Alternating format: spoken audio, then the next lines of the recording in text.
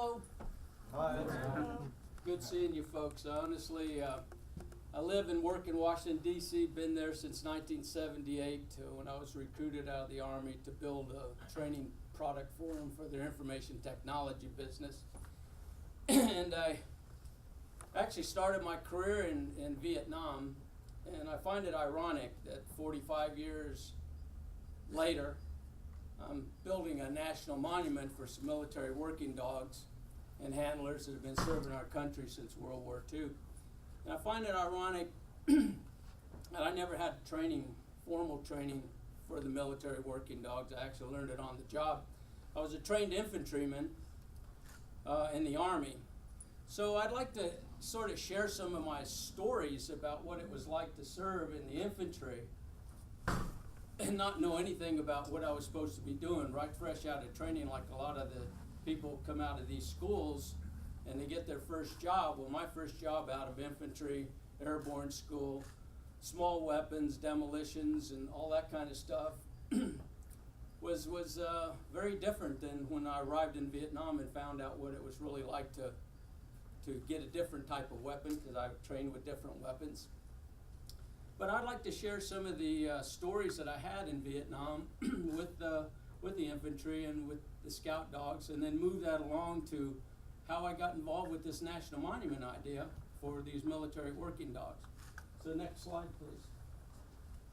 There I was a youngster, had a lot of hair, full of myself. Right out of high school, I was a wrestler, football player, baseball player, so I was a very good athlete and very good shape. But when I got over there for the first time, I didn't have a dog. I went to the 1st Cavalry Division up in the Central Highlands, and I saw my first combat on May 6, 1966.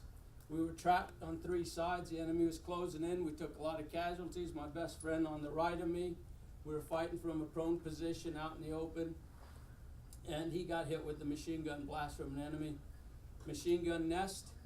And I picked him up along with a couple other guys because he was a big guy. I was only 120 pounds with the 60-pound pack. He was about 180 pounds. We carried him out, put him on a helicopter. That was the last I seen him. 2 months later, I saw more combat coming out of a helicopter under fire in the Central Highlands, chasing down some enemy mortar squads.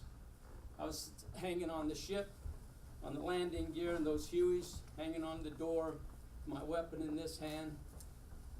We slowed down to land on this hilltop that just had grass, a lot of tall grass on it, surrounded by a tree line. It wasn't very large. It was enough for one chopper to get in, then another one. We had 4 ships and 2 squads of men that we were going to hunt the enemy once we got down on the ground. Well, all hell broke loose from the tree lines. I can see the muzzle flashes coming, and I can hear the bullets singing and hitting the skin of the ship. So I jumped out, landed in the tall grass, and a bamboo spear went right to my leg. That took me out of combat, sent me to the hospital in Japan where they reconstructed my knee. From there I went to Okinawa to recover because I didn't fill a full tour of duty in the Far East, and I was still on active duty. I was a volunteer. So I had a 3-year commitment, and I'd only served a year and a half. So the Army sent me to Okinawa, and they didn't have a job for me except for sentry dogs. And that's how I learned about dogs on the job. These mean old sentry dogs that were trained to kill, basically. They don't do that today. I mean, the dog can't kill still. But we were training them to kill people. And I was fearful of those dogs. Well, I had this dog named Hans, and I learned the basic things with the dog. Come, heel, sit, stay, bonding relationship, feeding, caring, grooming, all those things you do, and how to use them in an attack mode. Well, that job didn't last very long. I had enough of it because we were guarding a munitions site, and it was quite boring. I wanted to get back to the war. So I volunteered to go back to Vietnam to an airborne unit, the 173rd, and be with the Ranger detachment they had there. My leg was in good shape, so I bought me a knife, a camera, and off I went to Vietnam again. When I got there, I didn't get the assignment I wanted. They sent me to this small, dusty base camp called Dao Tiang, and next to the Cambodian border. And there I sat in a replacement center, waiting for a reassignment to some place I didn't know, and definitely an infantry unit. Well, they had some scout dog teams there and a scout dog platoon And I saw these dogs and these handlers. They came and give us an orientation on what the dogs did for the brigade that was situated in that little base camp. And they asked for some volunteers because they had some people that they needed to fill some of the dogs that didn't have a handler. So I volunteered. And that's how I became a scout dog handler. So I had learned the difference between a sentry dog and a scout dog. My first dog was Timber. Timber and I were on our first mission in an armored personnel carrier. We were moving through the jungle. I was in the lead carrier on the inside with the hatch open, the machine gunner on top with a .50 caliber, the driver sitting in the cab in the front. We were inside this metal container with a rear door and a hatch that was open. You could get out either the back or over the top. Well, we're moving through the jungle, and one of our helicopter spotter choppers were flying around above the canopy, and we were entering a clearing. All of a sudden, they spotted a large enemy unit moving across our front, so we were closest to them, so we were given the order to chase them down.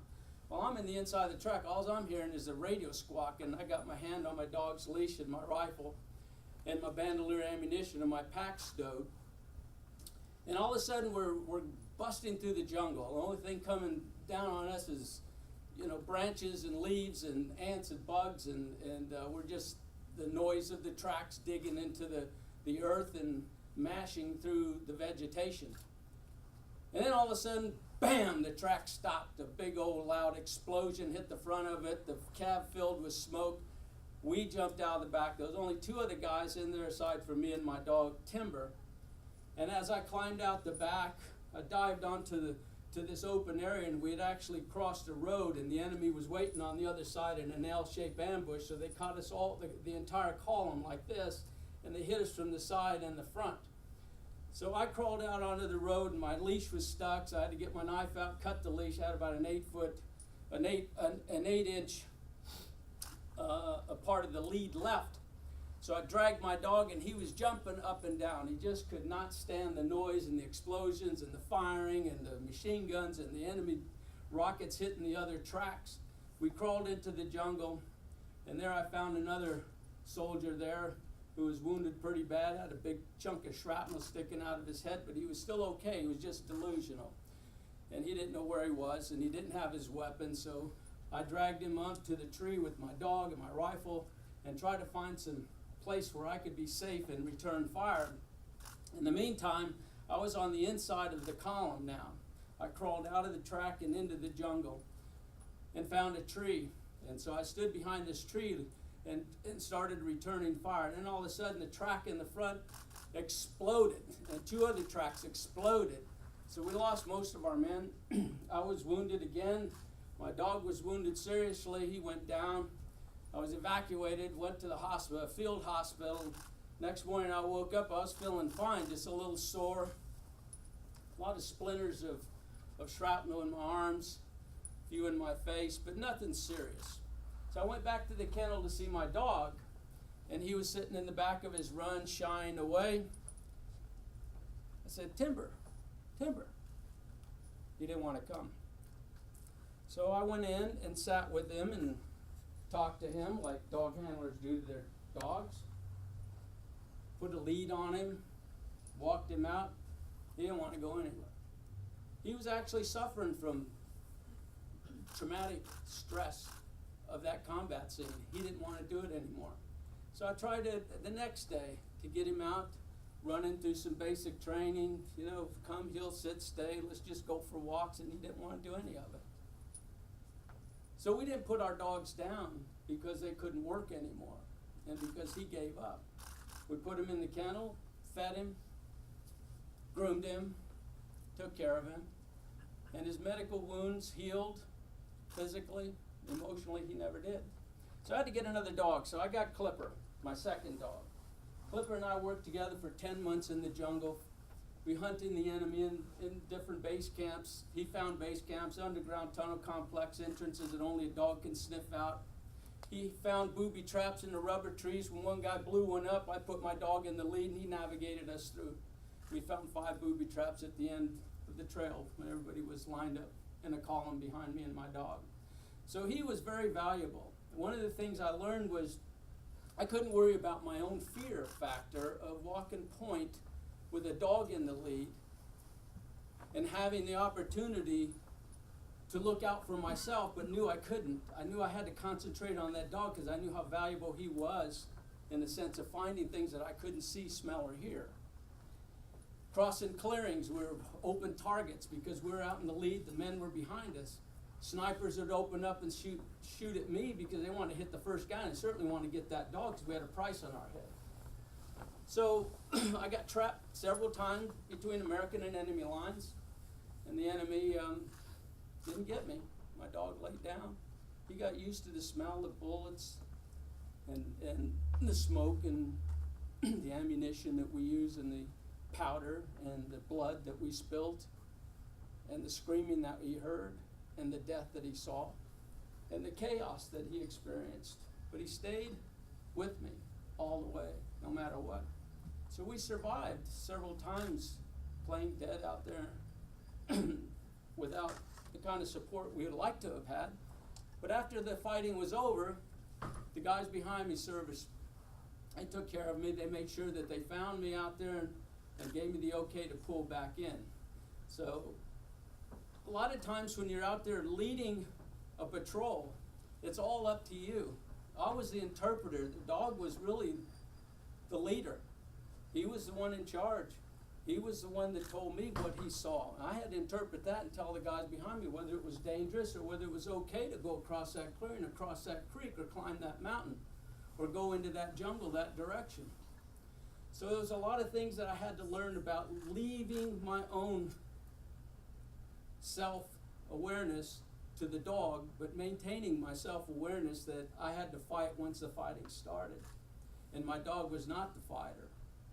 And there was times that we were in ambush situations where my dog captured an enemy soldier in early morning where we were sitting on the side of a path we knew the enemy was using. And he alerted early in the morning, turned to the right, and just stood up. And he's inside the jungle, camouflaged right off the trail. And I look to the right, I don't see or hear a darn thing.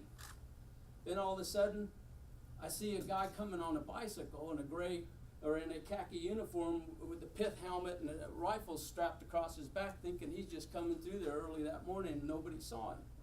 Well, my dog heard him way down the road before I ever did, so he alerted me, I alerted the other guys, and we sprung the ambush and captured him. My dog went after him, knocked him off his bike, scared the hell out of him. We captured him and took him to camp. So there's a lot of things that these dogs did that I couldn't do, that I was very fortunate to live and survive. But I had to leave my dog behind in 1968 when I left because we weren't authorized to bring our dogs home. Although I'd love to have had him home, I think he would have been okay. I think he could have transitioned into a civilian kind of environment, domestic environment, a home, a backyard to play in, a family to love him. But that isn't the case. And most of the dogs there died, or were left behind, euthanized, killed by the enemy. So Vietnam was over for me. So 25 years later, I meet up with this first guy that I talked about in my first tour as an infantryman on May 6, 1966, when he was shot down by a machine gun. I put him on a helicopter. 25 years later, I meet him in Pennsylvania. We meet on Memorial Day Sunday, and the first thing I said was, "How's your arm?" Because he had lost a big chunk of his arm from one of the bullets. He had bullet holes through his body. And he carried all the bullets that stayed in his body around his neck on a chain. He was farming up in Pennsylvania. So from that point on, I sat with him for several weeks on his farm, took some leave from my daytime job. And I said, "Kenny, I think I'm going to write our story." I thought I'd take 10 or 20 pages just to jot down our memories of what we saw, what we remember, and how we were as young men back in that day, back in that ugly day where we lost so many men. And it turned into another chapter, another chapter, another chapter. And he says, "Well, you got to talk about those dogs." I said, "Yeah, that's hard to talk about." Well, it took me 9 years to put this book together. It's called Dog Tags of Courage. It got published in 2000. I didn't want to publish it. I wasn't interested in going public with my story as a personal story. But it threw me into the public domain. And I found out that the American people had gotten over Vietnam to a certain degree, and they weren't mad at me anymore being a baby killer, a hooch burner, and just a murdering bastard. But I wasn't. I was just trying to protect my life and the lives of the men, and trying to save a country from being dominated by an enemy force that was worse than we were on the battlefield in the sense of how they treated their prisoners of war. So from that point on, I had to get up and tell the story, because now my book's out there. It's a public purchasable book, and they wanted to hear the dog stories. They were fascinated about the dog. They didn't care about Vietnam so much as the dog stories. And that's what got me started to telling these amazing dog stories. And as I learned more about these stories, I started getting people in the audience telling me, well, my uncle served in World War II and he had a dog. So they would tell me that story. Another one from Korean War, the Vietnam War, the Gulf War, Afghanistan, Iraq. All these different things were happening. Next slide. I did all these speaking engagements all over the country. And then people wanted to call me and ask me if I'd do a documentary. I said, well, I'll be more than happy to contribute. I didn't get paid for any of this. And the books, you don't make money out of those. The publishers make money. But it was enough to get me on the road, pay for my plane ticket, or rent a car to get to the place I needed to go. So documentarians called me, and I did the first documentary called War Dogs in 2000. It was really a success. It was on TV, and I became the technical advisor for that. And my job as a technical advisor was very strange, because I was interested in helping them do the reenactment, build the scenes up from the interviews, because a documentarian, they'll sit with you and point a camera in your face and ask you 1,000 questions over a course of many hours. Then they'll take that and they'll edit it down to what they want for the story. Then they'll take that story and then they'll build a scene for it. So I had no problem getting with these different people that were actors and telling them, here's how you walk with the dog, here's how you wear your uniform, here's how you carry your rifle, here's where you watch the dog's ears, all this stuff. And then they got to my story, the one I didn't want them to do, called Death in the Kennel. That was a very difficult story for me to write as well. All of the stories were hard. But this one in particular, I wasn't interested in watching them do a reenactment scene of, because it was a hell of a night to be woken up by mortars landing right in your compound, and you jumping out of a dead sleep with flashes of light in your eyes, running out your little hooch, half naked with your rifle in your hand, and running to your bunker so you can get cover and protection. And the dogs are screaming and yelling in the kennel, because you didn't sleep with your dogs and your little hooches, and we're all together. And the mortars just kept coming down. They had zeroed in on our base camp and tried to knock out the dog platoon. Well, they were very successful in knocking out several dogs. And I couldn't see sitting there watching them do the reenactment. I said, John, well, the hooch was like this. What was your bunker? It was over here. Well, what did you do when you did all these different things? And I had to watch it while they filmed it and did the reenactment at night. That was very hard. But then I did another documentary, and another one, and another one, and another one. So I started getting used to just telling the same stories over and over. But in the process, I had learned a lot about how they make these things and how much they screw some of them up, and how other people had stories to tell. So I was hearing a lot more stories than mine about what it was like to serve with these animals in a bad situation in each of these wars. So I was hearing all kinds of stuff. People were buying my book and asking me questions, sending me emails, writing letters. I got all this stuff. And I've assisted several families get their dog from the military. The Lee family comes to mind. They're out of Mississippi, Quitman, Mississippi, and on March 21st, 2007, their son was killed in action in Iraq, and his dog survived the attack, and he was wounded very badly. The dog came to the funeral of their son, and he was escorted by the Marines. And the family said, we want this dog. And the Marines said, well, you can have that dog. And they took the dog back, and the family never heard from him again. That was in April of 2007. May went by, June went by. They kept inquiring with no resolution. In fact, people weren't even returning their phone calls. So in October of 2007, the family somehow knew a friend who knew me, and they called me and asked me, Mr. Burnham, what can you do to help us get this dog back? I said, I don't know what I could do. I have no powers to do such a thing. But I'll see what I can do. I do have some contacts on Capitol Hill. So I went home and sat down and thought about this story. So I called the family. And I said, I need every little detail you have. And I screened them with question after question, like almost an investigation. I got all the details, all the facts together. Then I said, here's what I'll do. I said, I'll go public with this. I'll go to the media. So I wrote this story called My Partner Dustin. It's written from the dog's perspective and the dog's words of how that all happened, how he lost his handler, how he felt about being separated from his handler, how he felt about being alone in his kennel. It's a tearjerker. So I read it to the family over the phone. They said, Mr. Burnham, this is great. I started crying. We cried together. And they said, I said, I think this might help bring light on your plight to get this animal in your family. So I had a meeting with Congressman Jones, who is the sponsor of the legislation for the national monitor. He and I were still working together on trying to get something done for the dogs and getting them recognized at the highest level of our nation. And I had a meeting with him in November, just before Veterans Day. So I took the story with me, and I said, maybe he can help. So I walked into his office, we sat down, we got business done, and I gave him the story. I said, sir, would you please read this story and tell me what you think? He read it, tears came to his eyes. He said, John, where's their phone number? I said, what's on the back page? So he hit his speakerphone in his office and called the Lee family and was able to get the father on the phone. And he says, Mr. Lee, I have John Burnam in my office, and he told me this great story. My God, I can't believe that the military didn't give you this dog. You want my help? And they said, well, sure. A month later, the dog was adopted to that family. And that was the first of many that have been adopted since the war, in the sense of the dog handler getting killed or wounded and the dog surviving and the dog being adopted by the family. And it's become a normal practice, apparently. And the adoption program is going like crazy.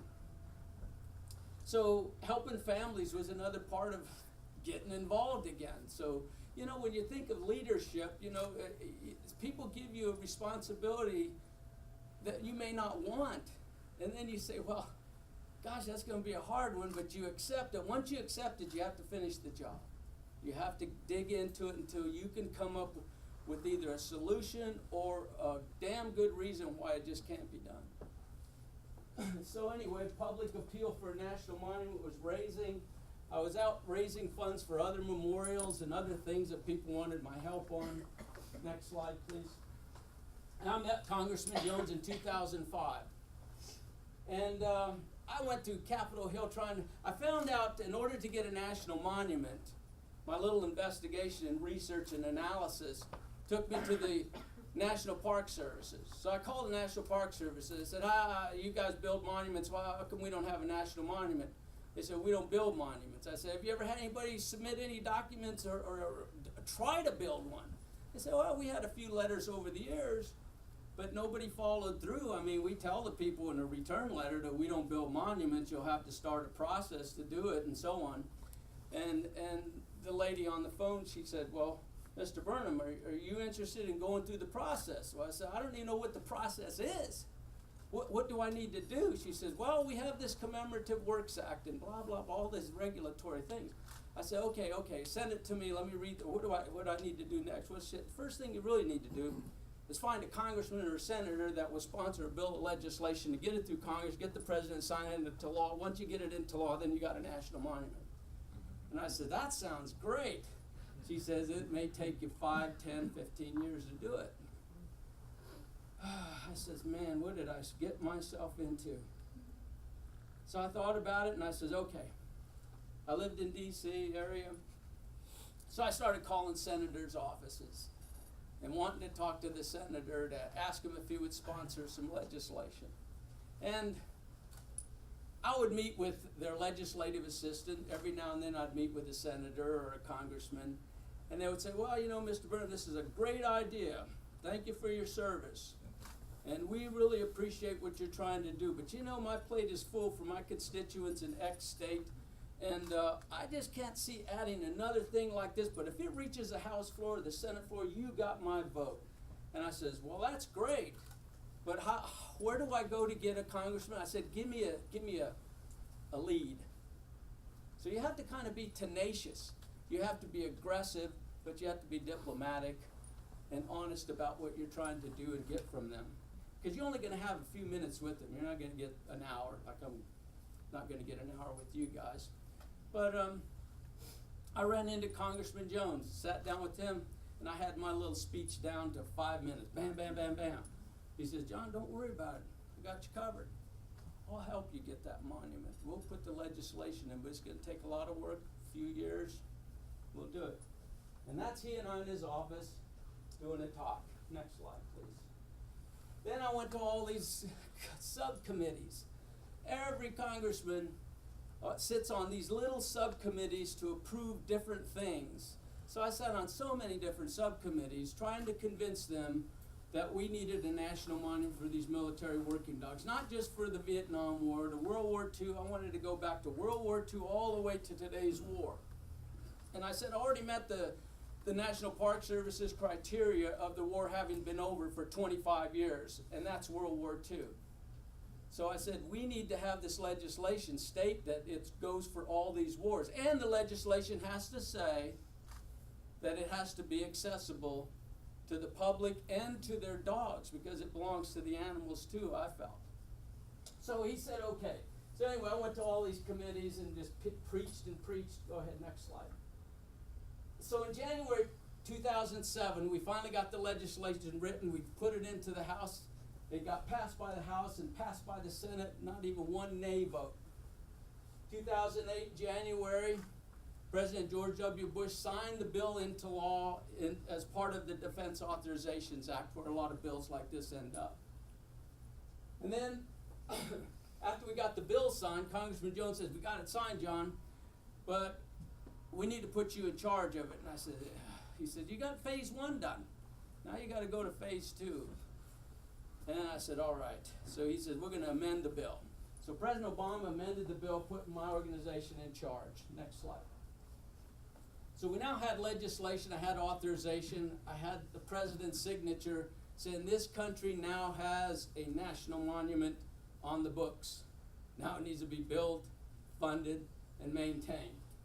So I had to start this organization. So I called it the John Burnam Monument Foundation. Right now I only got 2 guys, myself and Jim Frost, who's out in Phoenix.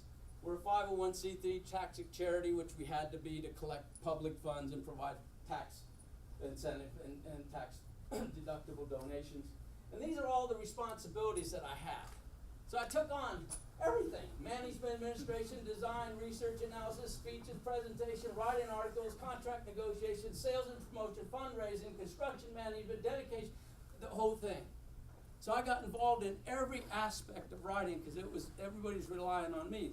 So I had this big responsibility. Thank God I had some skill set already set up from my previous experience in the civilian world, working for an information technology field where you learn a lot of techniques and processes. So I was familiar with processes, but not familiar with what needed to be done specifically. And I kept getting, every time I get a success, I get another roadblock.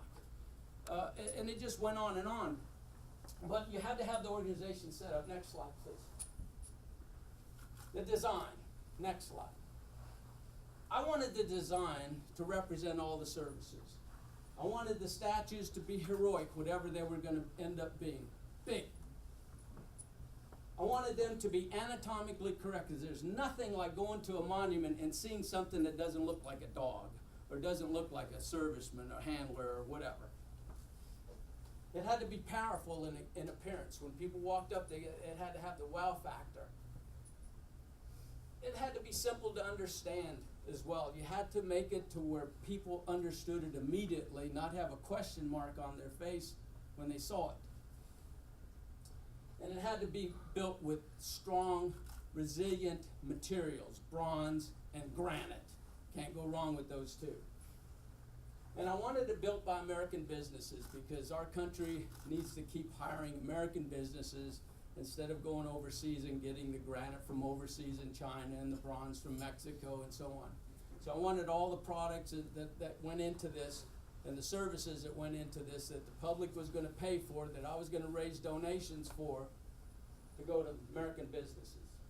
So the design was like this, but it didn't look like this when I started. It came out of a conceptual thought I had in my head from all the meetings and all the people I talked to and all the speeches I've given and the books that I've written. All these things were circling in my head. So I had to sit down and organize those thoughts into something that would be usable to an artist to sort of do a graphics rendering. So this is the graphics rendering. So I wanted a pedestal. Why did I pick these 4 dogs? Well, when I think of World War II, I go to the Labrador, or the Doberman Pinscher. And I think of Dr. Bill Putney, who was the first lieutenant in charge of the 1st Marine War Dog unit that launched off a ship onto the shores of Guam with his 28 dogs and helped liberate Guam from the Japanese, and all his dogs are buried there. When I look at the German Shepherd, I see World War II. I see Chips charging a bunker, him getting a Silver Star and a Purple Heart, and then the military taking it away because medals are for humans, not for dogs. And all the other people that I met that are World War II dog handlers. And after World War II, the Korean War, I think of York, Sergeant York, the dog, who was on so many missions that nobody got hurt on. They gave him an award, and everybody wouldn't go out unless York was with them. And he was a German Shepherd. And I think of Vietnam, my dog, and all the other dogs, the 4,000, and the Korean War, the Vietnam War, the Gulf War, the Afghan War, the Iraq War, and every other place we sent these dogs to save American lives. The German Shepherd has been there. Then you look at the Labrador. The Labrador's been there since the Vietnam War as a tracker dog because he's got great sniffing capability. Then you move on, and he's been there for every war since. And then you got the Belgian. Again, he started in the Gulf War and continues to be used today. So I had the 4 dogs. I don't have any harnesses on them or any leashes or collars or anything because it would identify them to a particular war. So I wanted them standing erect in their regal strength of power and alertness. So I had them spanned out. And the dog handler, I could have picked any dog handler. I could have picked 5 dog handlers, represent all the wars, but then it got too busy. So I said, I'm sticking with 1. We've been fighting these terrorists since actually the Gulf War in '91 to present. I mean, it doesn't go away, it seems. So I said, let's use today's dog handler. Because initially, we thought of this being a memorial. And I said, I don't want it to be a memorial. I want it to be a monument. Memorial would be a part of it, but it's not in memory of. It's a dedication to the service and sacrifice that we continue to do with these dogs and handlers. So that changed the word to monument. So I came up with the title, Military Working Dog Team's National Monument. I wanted underneath each dog's paws where he stands, his name and all the wars they served in. And I just came up with this statement here as you walk up to it, Guardians of America's Freedom. Then I wanted a wall behind it to tell somewhat of their story, something that you can read today, tomorrow, 10 years from now, after I'm gone, that'll still stand and mean something. So I wrote that, and I was restricted to 3 columns, so many characters, so many spaces. I mean, it was crazy trying to write this thing. And then I wanted the 5 flags to represent the services. I wanted benches around it so you can sit and reflect. I wanted a wide space walk around. I wanted in-ground lights. I wanted a dog water fountain. I wanted bushes and plants and trees. So I just kept building on it and building on it and building on it until you see this. This was the actual final rendering before we built it. And when you look at the monument, it looks exactly like this. Next slide.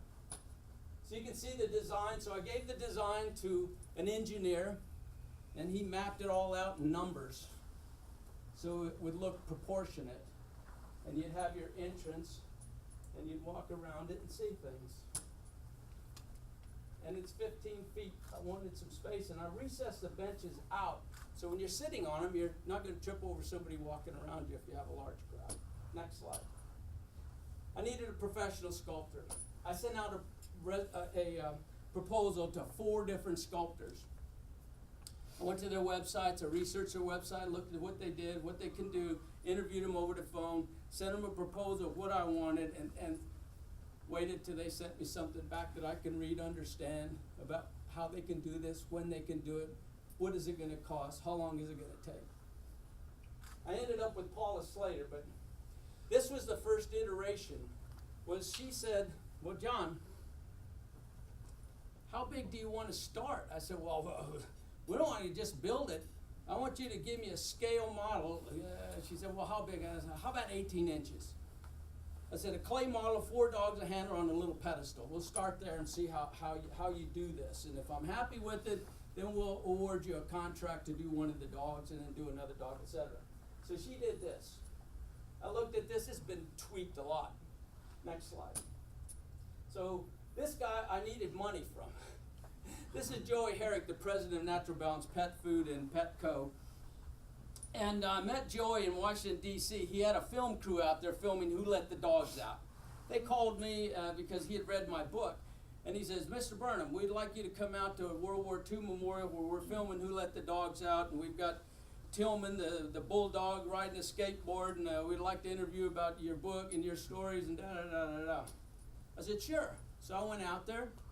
Next thing I know it, I didn't know who he was. I didn't really speak to him. I spoke to one of his producers over the phone, scheduled the time, the date, we get out there.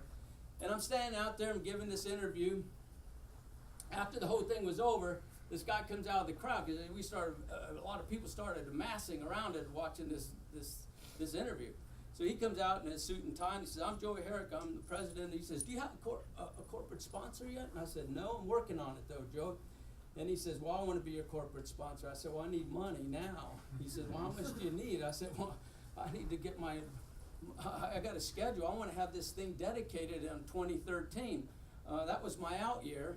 This was in 2011, in March.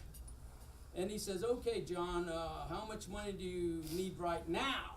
I said, well, to get the artist started, give me $50,000. He says, okay, you got it. I got a $50,000 check. Next thing I know, I'm sending him more requests for more money. Next slide. And so I get Paula Slater. I hire her because she had the best proposal back to me on what she can do, and I really liked what she done. And she can do anatomically correct things, and she does portraits and animals and stuff. So Paula took that small scale, and I gave her the first dog, and he's 1.5 times size the breed. This is the clay that she does. Then they break this clay up and mold it, and then they put it back together, and he becomes a bronze dog. They put the patina on it. So from her studio to the foundry to the finished product. Next slide. So there's the 4 dogs sitting in the foundry. So I go visit all these places that I'm going to pay money for these people to do. So one of the things that I found in leading this project is follow-up. You have to follow up to make sure. Don't assume things are going to get done the way you think they're going to get done. And you can have arguments with the artists, with the other people you're working with, but not necessarily fisticuff things. You're going to have difference of opinion and different strategies of how to go forward with something. So anyway, long story. We got a great foundry. They do excellent work. We had the 4 dogs done. Next slide. Then we went to her studio and I said, we got to work on the dog handler. You can see he's in poles being held up. He's all clay. She's still trying to get all the detail done on him. He's got the rifle sitting in another area. And then to the foundry. We cut him off in different pieces, put him back together, put the patina on. He's done. 9 feet tall. I said I wanted a 6-foot dog handler in clay, but I wanted 1.5 times size of human, so let's do it 9 feet. So she did a 9-foot dog handler. Next slide. So the granite components, how do I get the money for that? This billionaire, he's worth $6.7 billion on the Forbes report. His company called Maddie's Fund, it's really not a company, it's a foundation that he put $300 million into to help dog issues, to help people that are interested in no-kill zones, dog research in the colleges and universities and the veterinary schools, and all these medications and all these different places he goes to give money to help animals, dogs and cats. So the president of Maddie's Fund calls me on the phone and says, Mr. Dave Duffield has read an article about you and what you're trying to do with the monument, and I want to ask you a few questions. So he asked me a series of questions about who I was, what the organization was all about, and on. And I sort of convinced him that I knew what I was talking about and needed some help. So he said, okay, I'll get back with you shortly. Well, about an hour later, Dave Duffield himself calls me on the phone and says, Miss Burnham, we got a plane for you, we got a limousine, we'll bring you out here to California from Washington, D.C. I want you to meet my board and my financial investors, and I want to talk to you about what your project is all about. Would you be willing to come out? Well, no, sir, I don't have the time, maybe next week. But no, I flew out there and I sat with him and his board. Next thing I know, I got $1 million in the bank to do all the granite work. Next slide, please. This is the granite.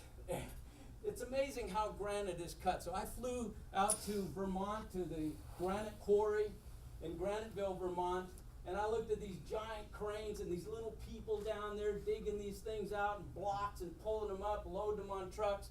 Next slide.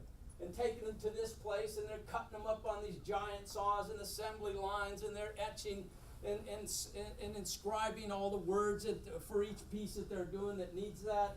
And they're cutting all these pieces on giant pieces of granite done in different sizes, different weights, and different shapes. It was quite an amazing experience to see the assembly of this. Next slide. There I am standing on 2 pieces of granite that they just finished, and they're working on the other 2. Polished the surface, made the side sort of sloping, so when you're looking down at the pedestal, it's sort of at least at a 45-degree angle so you can read what's on it. And see this edge down here at the bottom? That's so you can abut the granite pavers that go around it. Next slide, please. Then we had to dig the hole. So I had to hire somebody else, another $350,000 for that. We found out that Lackland has what we call expansive soil about 3 feet below the surface of the earth. And it's this black stuff. And once it gets wet, it starts moving, and it will move things that are very heavy above it, this way, that way, whatever. So we had to dig below that. So it cost me another $150,000 for that. So we finally dug all the hole. We oriented the hole to make sure it faced where we wanted it to go. All the engineers do this. I just go tell them, this is what I want. And they said, give me money. And you know, money works. So next slide, please. So now they said, I said, this granite's heavy. They knew that. So they reinforced it with all these metal pieces and put all the concrete in, pouring all this concrete all the way around. Next slide. And then they put the concrete over it. These boxes here represent the in-ground lighting that's underground, comes up so you can light up the statues. And these had to be strategically placed, because once this is done, if it's off, and you got the wall covering a lighting area, you're really screwed. So I had some really good engineers to do this for us. So next slide. And this is all the granite that had to be shipped. These are art pieces. You see the rounded edge and square. And they did a magnificent job. Next slide. Now we're putting it all together. This is concrete. You can see the holes. The lights were in the right locations. They've got the post up here for the water, for the dog fountain. All the holes for all the flag poles, all the stuff was set all in concrete. Then we put the base of the pedestal on, which is 16 feet wide, 20 feet wide, 16 feet deep, and about 2 feet tall. Next slide, please. Then the wall came in. This came in three sections. It's 9 feet tall, 16 feet wide, and about 1.5 feet thick. Next slide, please. Then I wanted to do something on the back of the wall. I said, it's to the front. We got some narrative there. Go around the back. There's nothing there. So I hired an archive research analyst to go into the National Public Archives and find all the photos that they possibly can find in 2 weeks that had German Shepherds, Labradors, Belgians, and Dobermans with dog handlers in combat scenes. I said, send them to me. So I got disc after disc, 300 slides, pictures, and I said they have to be high resolution because we're going to have to stretch these real big, and they're going to be laser etched on this black slab of black granite. So we narrowed it down with the guy and Jim out in Ohio, near Cincinnati, and he has his laser etching company there. So Jim Smith and I sat down and we went over this again and again and again, and it took us several months to narrow those photos down, place them where I thought they would tell the best story, and this is what we came up with. And also wanted a woman in the photo, but the problem is, with the woman photos, with the helmets and all that stuff, you can't tell if it's a male or a female from a distance. So I have one without a helmet on, her, and this woman right here, you can see her little bun on her hair with her dog jumping through the air, and her here. And I had the Vietnam, and each one of these photos, if you get real close to that wall, I wanted to make sure that people knew what war these dogs served in. So we had the war etched in each of these, so you can see the collage. It's very nice, it's beautiful. Next slide. Now we're putting the thing together. All the pieces are going in place. Next slide. Then the dogs went in place. They have these big bolts here. We drill the holes down and where we place them, fill it with epoxy, load them down there. Bam, they're there forever. Next slide. All the 4 dogs are in. Now we're ready for the handler. Next slide. See the handler going in. Next slide. Now we're polishing everything, cleaning it all up. So we got the pedestal done with all the 4 dogs. Got the flagpoles in. Now this one was the real difficult one for me to come up with. Initially, I wanted a dog water fountain because I wanted, if you brought your dog there, you should be able to get a drink, right? But I went on the internet and was looking for dog water fountains. All you found were these little bowls and these little guys doing this and stuff. And I said, that's not what we want. That didn't fit the theme at all. So one day it just came to me one morning. I said, well, how the hell do I give my dog water? Well, I took my helmet off, I sort of put it between my legs, I poured it out of my canteen, and he drank out of it. So I said, that's got to be it. So then I wrote a concept on how I wanted it to look. And I sent it to the artist, Paula Slater. I said, Paula, give me a sketch, and let me look at the sketch, see what we need to tweak. Well, we tweaked the sketch a little bit. That's what we went with. And she says, well, John, I don't have any equipment. Went into my closet, I found my helmet, my boots, my Vietnam boots, my jungle fatigues. I shipped them to her and says, use this, roll the sleeves up, da-da-da. Told her all this, how I wanted this to see. And then I put this for the dogs of Vietnam, not forgotten fountain, an everlasting memory of all the heroic war dogs who served, died, and were left behind in the Vietnam War. I thought that would capture all the things that we did. With the darkest chapter of the war dog history was Vietnam, where we left them behind. I mean, it was a war we wanted to get away from. You know, the American people wanted that war done. Next slide, please. Corporate promotions. I wrote this, put this out. It's just a fold brochure. Next slide. And it has information on it, how you donate. We're selling miniature models to help raise funds. Next slide. Then we did the Rose Parade. I'm sitting here. Next slide. I wanted the 4 dogs walking with the float, and the pedestal of the dogs with the wall back there, and it came out really well. I rode in that for 5 miles, waving to people, and when they saw the dogs, they went nuts. Next slide. Then we had promotional stuff with Petco. We raised $500,000 with that. Next slide. Dedication. We were on schedule for the dedication. I designed the invitation. We had a program with the speakers and all the activities we're going to have there. Next slide. I said I want a stage. I want the backdrop to be the wall, which shows all the dogs of all the different wars. They built that. Next slide. Then we had all the people come. We had almost 1,000 people there. A lot of speakers. You notice the front row got all the generals there. The Air Force packed in a lot of Air Force generals there and colonels. But that's all. That's okay. I enjoyed meeting all of them. Then I gave away these coins. I have coins for each of you back here. I hope y'all got one to take home with you. These are commemorative coins, a patch, a lapel pin, and this commemorative thing, there's only a few of them, of the float going down Colorado Boulevard in Los Angeles. Next slide, please. Well, of course, we got to have band. I could have got any band I wanted. I didn't want to get a rock band there because I figured people would come to see the rock band, and that's really not the theme of this. This is a military thing, so I wanted a military band. Plus, I don't get to listen to military bands as a civilian. You guys probably hear more than I do. Next slide, please. Then I wanted an honor guard from each of the services to carry their flags and raise their flags for their service individually by the music of that service. So we got that done. Next slide. Then, of course, they mauled it, went in there. It was just a horde of people when it was finally open, and we removed all the coverings. Next slide. And here's a guy that did a lot of work for me out here. Thank you very much. I really appreciate everything your company did and all these people. So 341st and 37807. I mean, it was flawless. I couldn't believe it. It was like military precision. I said, if the Pentagon only worked that way, or Congress only worked that way, I'd have got this done in a year. This is what it all cost.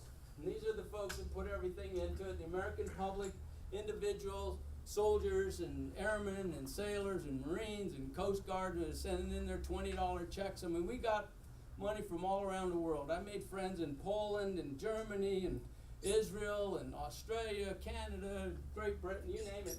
They were sending in their wishful help to get us to do this and follow the progress of the monument and donated what they could. Next slide. So when I look at leadership for this entire project, it started with the war that I fought in and spilled some blood, but it really didn't get going till my book was out from 2000 to 2005. Was I was starting to generate interest in the dog stories, not the monument. The monument started picking up with the public later on in 2004 and 5, and then the design, the Congress getting the legislation, then coming up with the design, the promotion, the funding, the construction, the dedication, all in the 13-year period. You got to have passion. Whatever you do, put your heart into it. Get it done right. If that's what you want to do and that's what you selected to do or that's what you're given to do, do the best job you can. Maintain your focus at all times on what you're trying to get done. Have courage, because you're going to have people say, you're never going to get it done, John. You don't have that money. It's taken you so long. It's going to fail. This, that, and you're going to get this. You have the courage to say, I can still do it. I have the passion to continue on. I haven't been told no yet. The doors aren't closed. They just need to be jimmied open. You have to have a lot of patience, because patience is what it's going to take, because you're not going to get things done exactly the time you need them done. And you have to have perseverance. You've got to persevere in everything you do. So with that, next slide. I have my last book that I'm going to write on this subject, Canine Warrior. I have some forms back there. Please take one. Send me $25 and I'll autograph it to whoever you want me to autograph it for. And it has a lot of information in there on how this monument was built, more than I can explain in a presentation today. But please, part of the proceeds will go to the maintenance of the monument. So I need your help with that in that sense. But also, it's a good story, actually. It's a good story. Anyway, next slide, please. And there it is. So I want to thank you for your time. I know you have to go back to work, and I'm going to have lunch afterwards too. And I appreciate you taking the time to come here and listen to me. Thank you very much.